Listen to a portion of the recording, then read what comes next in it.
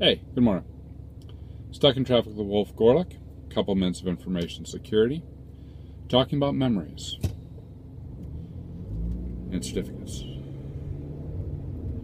So if you're responsible for payments, right, and you're rolling up to PCI DSS, there's specific requirements that you build your box to a configuration standard. And usually that includes, depending on who you talk to, if you talk to me, it includes memory management and protecting against buffer overflows and different vulnerabilities within the application stack.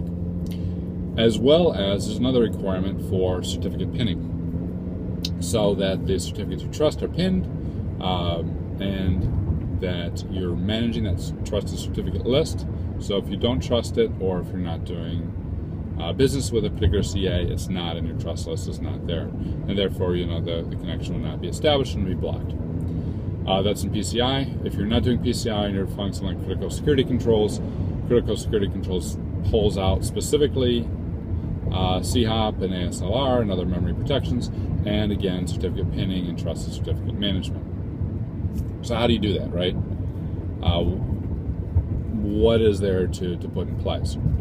Well, the control that comes with Microsoft Windows is EMIT, which is its extended mitigation experience toolkit. I think that sounds about right. EMIT. You download it, you install it, and configure it. It's got several different versions of memory management that come into play. You apply those memory management to applications that are likely to be breached, like Java, like Flash, Adobe Reader, your browser, etc.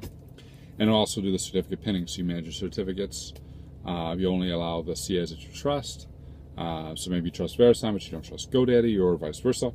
And you pin the certificates of the organizations you're working with. What does that protect you against? It protects you against drive-by downloads. It protects you against targeted malware.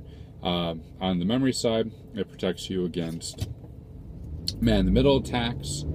On the certificate side, and also it's not uncommon for someone to breach a lower level CA and then sign the malware, right? So it's not trusted malware. It will protect you against that as well if you don't have that particular CA in your mix. Now, probably gathered, running theme, test. How do you test this? With the memory management side, what I've done in the past is wrap it around something like Java and then distribute Java payloads.